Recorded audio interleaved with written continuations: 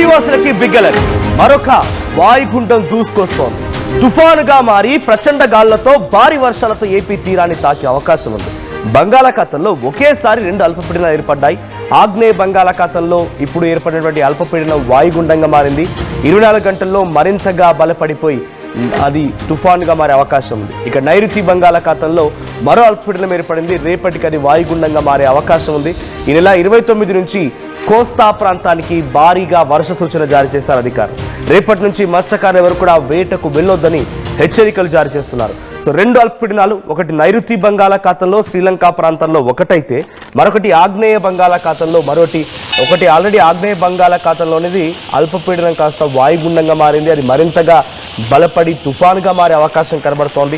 తీరం వైపుగా దూసుకొస్తోంది. మరొకటి నైరుతి బంగాళాఖాతంలో కూడా అల్పపీడనం ఏర్పడింది. ఈ రోజు అది వాయుగుండంగా మారే అవకాశం కనబడుతోంది. సో ఏదేమైనా రెండు అల్పపీడనాలు వరుసగా ఏపీ తీర ప్రాంతం వైపుగా దూసుకొస్తున్నాయి. ఈ నెల 29 నుంచి పలు జిల్లాల్లో భారీ నుంచి అతి భారీ వర్షాలు కురిసే అవకాశం ఉంది. అయితే మలక్కా జలసంధి ప్రాంతాల్లో వాయుగుండంగా కొనసాగుతుందని వాతావరణ శాఖ అధికారులు చెప్తున్నారు. ఇది పశ్చిమ వాయువ్య దిశగా నెమ్మదిగా కదులుతోందని చెప్పి అధికారులు అంటున్నారు. 48 గంటల్లో ఇది మరింతగా బలపడిపోయి అది తీరం వైపుగా దూసుకొచ్చే అవకాశం ఉంది. గురువారం నుంచి మత్స్యకారులు ఎవరు కూడా సముద్రం వేటకు వెళ్ళరాదని హెచ్చరించారు అధికారులు. ఇక నైరుతి బంగాళాఖాతంలో ఏర్పడిన అల్పపీడనం దక్షిణ శ్రీలంక ప్రాంతంలో ఏర్పడింది. ఇది హిందూ మహాసముద్రం మీదుగా మరో అల్పపీడనం కేంద్రీకృతమై ఉందని వాతావరణ శాఖ అధికారులు చెప్తున్నారు. 24 గంటల్లో ఇది కూడా వాయువు దిశగా కదులుతూ తీవ్రమైనటువంటి అల్పపీడనంగా ఆ తర్వాత వాయుగుండంగా మారే అవకాశం కనబడుతోంది. సో ప్రస్తుతానికి ఏపీకి సంబంధించిన విపత్తు నిర్వహణ సంస్థ ఆ వాతావరణ అప్డేట్స్ని అంటే బులెటిన్స్ని విడుదల చేస్తోంది. దీని ప్రకారంగా వాయుగుండం ప్రభావంతో శనివారం నుంచి మంగళవారం వరకు అంటే సుమారుగా 29 నుంచి డిసెంబర్ 2 వరకు కోస్తాంధ్ర రాయలసీమలో అక్కడక్కడ మోస్తారు నుంచి భారీ వర్షాలు కురిసే అవకాశం ఉంది. ఇక రైతులంతా అప్రమత్తంగా ఉండాలని వాతావరణ శాఖ అధికారులు చెప్తున్నారు. వాయుగుండాలు తుఫాను ప్రభావంతో మరికొన్ని చోట్ల మోస్తారు నుంచి అక్కడక్కడ భారీ వర్షాలు కురిసే అవకాశం ఉందని వాతావరణ శాఖ అధికారులు చెప్తున్నారు. సో రెండు అల్పపీడనాలు, ఒకటి ఆగ్నేయ బంగాళాఖాతంలో ఏర్పడిన అల్పపీడనం ఇప్పటికీ వాయుగుండంగా బలపడింది. అది మరింతగా బలం చేకూర్చుకుని తుఫానుగా మారి తీరం వైపుగా దూసుకొచ్చే అవకాశం ఉంది. రేపటి నుంచి ఎవరు కూడా మత్స్యకారులు వేటకు వెళ్ళొద్దని చెప్పి అధికారులు చెప్తున్నారు. సో ఆ తర్వాత నైరుతి బంగాళాఖాతంలో హిందూ మహాసముద్రంలో ఏర్పడినటువంటి అది దక్షిణానికి అంటే శ్రీలంక సౌత్ వైపుగా ఏర్పడినటువంటి ఇంకొక అల్పపీడనం అది కూడా ఈరోజు వాయుగుండంగా మారే అవకాశం ఉంది. అది కూడా వాయువు దిశగా కదులుతోంది. సో ఈ నేపథ్యంలో రెండింటి ప్రభావంతో ఈ నెల 29 నుంచి సుమారుగా అటు ఇటుగా డిసెంబర్ 2-3 తారీఖు వరకు కూడా భయంకరమైనటువంటి వర్షాలు కురిసే అవకాశం. ఇక్కడ మీకు ఆ గ్రాఫికల్ రిప్రజెంటేషన్ చూపిస్తాను. యాజ్ పర్ ఐఎండీ అధికారులు చెప్తున్న వివరాల ప్రకారంగా ఇక్కడ మీరు గమనించండి. ఇక్కడ ఈ గ్రీన్ కలర్ డాట్ నుంచి ఇదొకటేమో సుమారుగా శ్రీలంకకు సమీపంగా శ్రీలంకకి ఆగ్నేయంలో ఉన్నటువంటి అల్పపీడనం అనేది ఇది ఇటువైపు కనిపిస్తోంది. ఇంకొకటి ఇక్కడ మూవ్ అవుతున్నటువంటి ఇదొకటేమో ఇది ఆగ్నేయ బంగాళాఖాతంలో ఏర్పడింది. సో రెండు హిందూ మహాసముద్రంలో ఏర్పడింది ఒకటి, తర్వాత ఆగ్నేయ బంగాళాఖాతంలో ఏర్పడింది ఒకటి. రెండు కూడా ఇప్పుడు ఏపీ తీరం వైపుగా దూసుకొస్తున్నాయి. దీని ప్రభావం ఇక్కడ చూడండి బ్లూ కలర్ అంతా కూడా మీకు కనిపిస్తుంది వర్షానికి సంబంధించి ప్రభావం. సో ఇది మూవ్ అవుతున్న కొద్దీ ఇది టువర్డ్స్ అప్పర్ వర్డ్స్లో మూవ్ అవుతుంది. సో వాయువ్య దిశగా కదులుతోందని అంటే ఏపీ దగ్గర తీరం దాటే అవకాశం ఉంది. అంతా ఏపీ కోస్టల్ రీజియన్. సో దక్షిణ కోస్తాంధ్ర అండ్ రాయలసీమ ప్రాంతాల్లో కొంత దీని ప్రభావం ఎక్కువగా ఉండబోతోంది. సో ఒక్కసారి ఇక్కడ మనం విజువల్ ఇక్కడ డౌట్ చూడండి, ఇది ఎగ్జాక్ట్గా ఏపీ.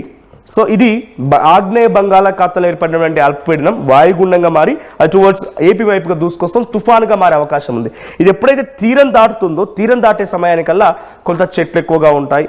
ఆల్రెడీ ఇక్కడ ఈ గాళ్ళు వస్తూ ఉన్నాయి, సముద్రం పైన గాళ్ళు వస్తూ ఉన్నాయి, కొంత అలలు ఎగిసిపడుతూ ఉన్నాయి. కానీ ఎప్పుడైతే తీరం దాటుతుందో ప్రచండ గాలులతో పాటుగా భయంకరమైన వర్షాలు కురిసే అవకాశం ఉంది. సో ఇది ఇలా దాటుతుందో లేదో అంతలోనే ఇక్కడ దక్షిణం వైపుగా శ్రీలంకకి దక్షిణం వైపుగా ఉన్నటువంటి మరో అల్పపీడనం హిందూ మహాసముద్రంలో నైరుతి బంగాళాఖాతంలో ఈ అల్పపీడనం మరోసారి ఏర్పడుతోంది. ఈ అల్పపీడనం కూడా టువర్డ్స్ మళ్ళీ ఇది కూడా వాయువ్య దిశగా ఉత్తర వాయువ్య దిశగా అంటే సుమారుగా ఇటువైపుగా అప్పర్వర్డ్స్ డైరెక్షన్లో ఇక్కడ నుంచి ఇటు అప్వర్డ్స్ డైరెక్షన్లో మూవ్ అవుతోంది. సో ఇది రాయలసీమ ప్రాంతంపై ప్రభావం ఉండే అవకాశం ఉంది. సో రెండు కూడా ఉన్న అల్పపీడనాలు.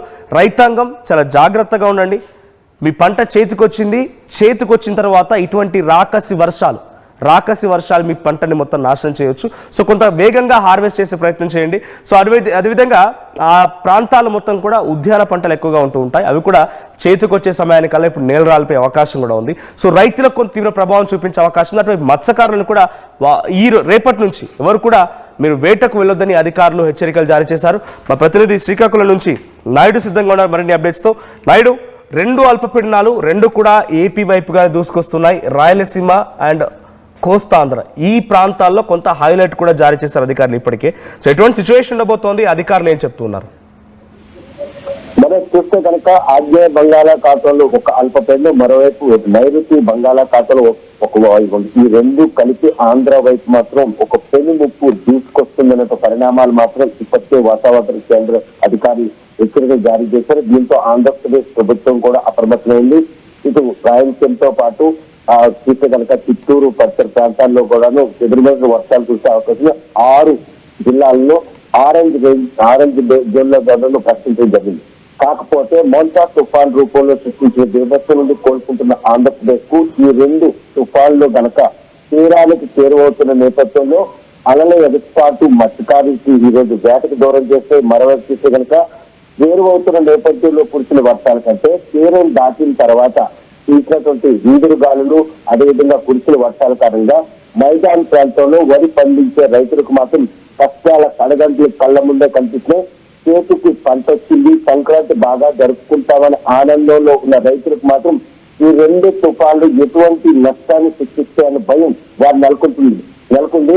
పంటను పరిరక్షించుకునేందుకు కుటుంబాలన్నీ కూడాను పంట పొలాల్లోనే వాటిని పరిరక్షించుకునేందుకు మాత్రం నానా వ్యయ పడుతున్నారు. యంత్రాలు అందుబాటులో లేక, కూలీలు దొరక్క ఈ రోజు వరి పంటను పరిరక్షించుకుని వారు పడుతున్నటువంటి వేతలు మాత్రం వర్ణనాతీతం. ఎందుకంటే ఈ చూస్తే కనుక ప్రస్తుతం ఆంధ్రప్రదేశ్ లో వరి మాత్రం ఎక్కువగా సేద్యం చేస్తారు. శ్రీకాకుళం జిల్లాలో తీసుకుంటే కనుక 3,06,000 హెక్టార్లో ఈ ఖరీఫ్ లో మాత్రం వరిని సేద్యం చేశారు. పంట బాగా పండింది, చేతికొస్తుంది అన్నటువంటి ఆశ్చర్యించిన రైతులకు ఈ తుఫాను ఎటువంటి నష్టాన్ని తెచ్చిపెడుతుందన్న ఆందోళన మాత్రం ఆయన వెంటాడుతుంది. వాతావరణ కేంద్ర సూచన మేరకు మాత్రం 24 గంటల్లో ఇది తుఫానుగా మారుతుంది. 29వ తేదీ నుండి డిసెంబర్ 2వ తేదీ వరకు ఎడతెరపు లేకుండా వర్షాలు కురవడంతో పాటు ఈదురుగాలు వీసే అవకాశం కూడా ఉంది. రేపటి నుండి మత్స్యకారులు ఎవరు కూడా వేటకు వెళ్ళొద్దని ఇప్పటికే నిషేధాజ్ఞ విధించారు. వారు కూడా వేట అనువైనటువంటి ఈ రోజుల్లో వేటకు వెళ్లకుండా ఉండేందుకు మాత్రం వాళ్ళు చాలా మొదలు పడుతున్నారు. ఈ రోజుల్లో మాత్రం వేట దండిగా లభిస్తుంది. ఎందుకంటే ఇటీవల మోంతా తుఫాన్ కారణంగా వారం రోజులుగా వేటకు దూరమైనటువంటి గంగపుత్రులు వేట సమృద్ధిగా లభిస్తున్న ఈ తరుణంలో మళ్లీ రేపటి నుండి వేటపై నిషేధాజ్ఞలు విధించడం మాత్రం వారు కూడా ఆవేదన వ్యక్తం చేశారు. కాకపోతే మోంతా తుఫాన్ లో వారం రోజులుగా వేటకు వెళ్ళినట్టు మత్స్యకారుల కుటుంబాలు మాత్రం ఆంధ్రప్రదేశ్ ప్రభుత్వం ఔదార్యంగా ఆదుకుంది. వారికి అవసరమైనటువంటి నిత్యావసర సరుకులతో పాటు బియ్యం సరఫరా చేసింది. రెస్క్యూ ఆపరేషన్ తో పాటు సహాయ చర్యలు చేపట్టడంలో ఆంధ్రప్రదేశ్ ప్రభుత్వం ఇటువంటి విపత్తులు వచ్చినప్పుడు మాత్రం ముందుంటుందనడానికి మోంతా తుఫాన్ రూపంలో వచ్చినటువంటి ఆ విపత్తు నుండి ఆంధ్రప్రదేశ్ ప్రజలను కాపాడేందుకు అప్రమత్తం చేశారు. స్కూళ్ళకి సెలవులు ప్రకటించారు. ఎవరు ప్రజలు కూడా బయటకు రావడం సూచన జారీ చేశారు. ఆ సూచన జారీ చేసిన నేపథ్యంలో ప్రజలందరూ కూడాను వారి సూచన పరిణామం తీసుకొని ఇంటికి కావాల్సిన సరుకులన్నీ కూడా ముందుగానే కొనుక్కుని ఇళ్లకే పరిమితం కావడంతో మరో 2 రోజుల్లో అది తీరం దాటే అవకాశం కూడా ఉన్నట్టుగా చెప్తున్నారు. 29వ తేదీన కొంత తీరం దాటే అవకాశం ఉంది. భయంకరమైనటువంటి ప్రచండ గాలులతో పాటుగా భారీ వర్షాలు కురుస్తాయంటున్నారు. గతంలో మోంతా తుఫాన్ సమయంలో ఇక్కడ తీరం దాటుతుంది, అక్కడ తీరం దాటుతుంది అంచనా వేయగలిగిన అధికారులు అనుకున్నట్టుగానే ఎక్కడ తీరం దాటుతుందో దాని అక్కడ ఎటువంటి చర్యలు చేపట్టాలో ముందస్తు చర్యలు చేపట్టారు. ఇప్పుడు ఈ బంగాళాఖాతం, దీని పేరు శనియార్ను కూడా నామకరణం చేశారు. ఈ శనియార్ తుఫాన్ కు సంబంధించి ఎటువంటి ప్రభావం ఉండబోతోంది, ఎక్కడ ఇది తీరం దాటే అవకాశం ఉంది? మనం చూస్తే కనుక ఈ తీరం దాటం విషయంలో మాత్రం దాని కదలికను బట్టి ఎటువైపుగా అది తీసుకెళ్తుందా అన్నటువంటి విషయాన్ని మాత్రం వాతావరణం ముందుగానే సూచన జారీ చేస్తుంది. ఎందుకంటే మొన్న ఏదైతే నిర్దేశించిన ప్రదేశాల్లో తీరం దాటుతుందని చెప్పారో అది ఆ ప్రదేశం ప్రజలందరూ కూడా అప్రమత్తం చేశారు. దీని కదలికను బట్టి దాని దిశ మారే అవకాశం ఉంటుంది. సముద్రంలో దానికి అంటే మోంతా తుఫాన్ మాత్రం సముద్రం నుండి తీరానికి చేరువవుతున్న నేపథ్యంలో 10 నుండి 16 కిలోమీటర్ల వేగంతో దాని కదలకుండదు. కానీ ఈ తుఫాన్ల విషయంలో మాత్రం దాని కదలిక నిలకడగా ఉంది. దాని వేగం కూడా పెద్దగా లేకపోవడంతో దాని దిశ మారే అవకాశం పరిగణలో తీసుకొని ఎటువైపు అటు ఒడిశా పారాదీప్ వైపు వెళ్తుందా, లేకపోతే ఎటువైపు దాని ప్రభావం చూపిస్తుందో కర్ణాటక తమిళనాడు రాష్ట్రాలకు దిగించేసుకుంటుందా, ఈ పరిణామాలన్నీ కూడా తీరానికి చేరువవుతున్న తరుణంలోనే దాని దిశను మాత్రం నిర్దేశించి దానికి సంబంధించిన ప్రాంతాలు మాత్రం అప్రమత్తం చేశారు. మోంతా తుఫాను మాత్రం తీరానికి చేరువవుతున్న నేపథ్యంలో దాని వేగం సముద్రంలోనే ఎక్కువ ఉండేది. ఎందుకంటే 10 నుండి 16 కిలోమీటర్ల వేగంతో దాని కదలిక ఉందంటే దాని దిశ ఎక్కడ చేరుతుందనే విషయం ముందుగానే పట్టుకెట్టారు. కానీ ఈ 2 వరుస తుఫాన్లు మాత్రం ఎటువైపుగా పయనిస్తే ప్రస్తుతం నిలకడగా ఉండి కనీసం 2 నుండి 3 కిలోమీటర్ల వేగంతోనే దాని కదలుకుంది కాబట్టి అది తీరానికి చేరువవుతున్న నేపథ్యంలోనే మీకు ఎక్కడ తీరం దాటే అవకాశం ఉందనే విషయాన్ని మాత్రం అంచనా వేస్తారు. కానీ తీరానికి చేరువవుతున్న నేపథ్యంలో విస్తారంగా వర్షాలతో పాటు ఈదురు గాలి మాత్రం పెరుగుతాయి. ఒకవేళ కనుక ఇది తీరం ఎక్కడ దాటుతుందని వచ్చిన తర్వాత ఆ పరిసర ప్రాంతాల్లో ఉన్నటువంటి ప్రజలతో పాటు ఆ జిల్లాను కూడా అప్రమత్తం చేస్తారు.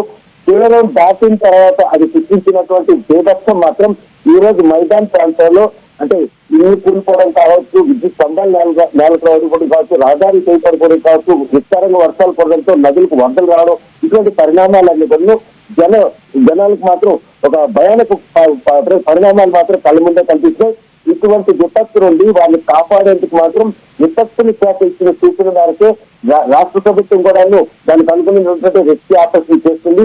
మొన్న ఇచ్చినటువంటి సూచనల మేరకు ఏ విధంగా అయితే రాష్ట్ర ప్రజలు కాపాడారో వస్తున్నటువంటి ఈ 2 వర్ష తుఫాన్లను రాష్ట్ర ప్రజలు కాపాడేందుకు ఇటు జిల్లా యంత్రాంగంతో పాటు రాష్ట్ర యంత్రాంగం కూడా సంసిద్ధంగా ఉంది.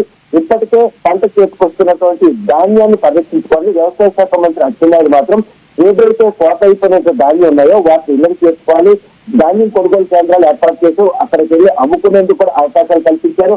కోత కానటువంటి వరి పంట పొలాల్లో మాత్రం నీరు ఎంచుకోవద్దని చెప్పేసి వ్యవసాయ శాఖ అధికారులు సూచిస్తున్నారు. మరో సూచనగా తీరంలో మత్స్యకారులు ఎవరు కూడా వేటకు వెళ్లకుండా ఉండేందుకు ఇటు మెరైన్ పోలీసులతో పాటు స్థానిక పోలీసులు, రెవెన్యూ అధికారులు కూడాను గస్తీ కాస్తున్నారు. ఎందుకంటే చేపల వేటకు అనువైనటువంటి ఈ రోజుల్లో కనీసం 10 నాటికల్ మైన్స్ కనుక మామూలు మరపడం మీద చేపలు దండగా దొరుకుతాయి కాబట్టి వాళ్ళు ఆ దిశగా ఆలోచిస్తారు. కానీ మత్స్యకారులకు కూడా వాయుగుండం కానీ తుఫానుకు సంబంధించి సూచన ముందే ఉంటుంది కాబట్టి వారి తాలూకు వలలు పడవలు కూడా నిక్షిప్తం చేసుకొని వేటకు వెళ్లకుండా ఉండేందుకు వాళ్ళు చూస్తారు. కానీ ఈ విషయంలో మాత్రం ప్రస్తుతం అధికారులు ఇచ్చిన సూచన మాత్రం ఇటు మత్స్యకారులతో పాటు మైదాన ప్రజలు కూడాను దాన్ని పరిగణలో తీసుకొని తదనుగుణంగా నడుస్తున్నారు కాబట్టి ప్రాణహాని జరగకుండా కాపాడేందుకు రాష్ట్ర యంత్రాంగానికి మాత్రం ఎంతగానో దోహదపడుతుంది.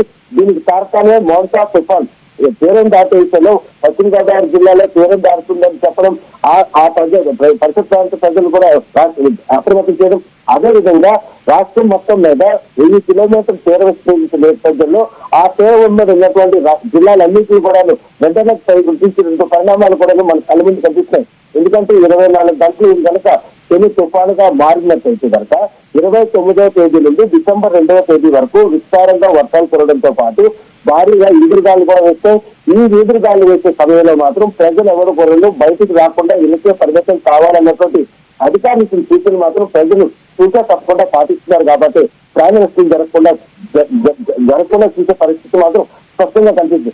వస్తున్నటువంటి ఈ పెను ముప్పు నుండి ప్రజలను కాపాడేందుకు, పంట నష్టం జరగకుండా ఉండేందుకు, ఎటువంటి ప్రాణహాని జరగకుండా ఉండేందుకు మాత్రం రాష్ట్ర ప్రభుత్వం ఇప్పటికే అప్రమత్తమైంది. ఈ 2 తుఫాన్లు కూడా ఎక్కడ తీరం దాటుతాయని వాతావరణ కేంద్రం కనుక సూచనలు జారీ చేసినట్టయితే ఆ జిల్లాలకు మాత్రం ముందుగానే రెడ్ అలర్ట్ ప్రకటించి అవసరమైన సహాయ చర్యలు చేపట్టేందుకు మాత్రం ఆంధ్రప్రదేశ్ ప్రభుత్వం సంసిద్ధంగా ఉంది.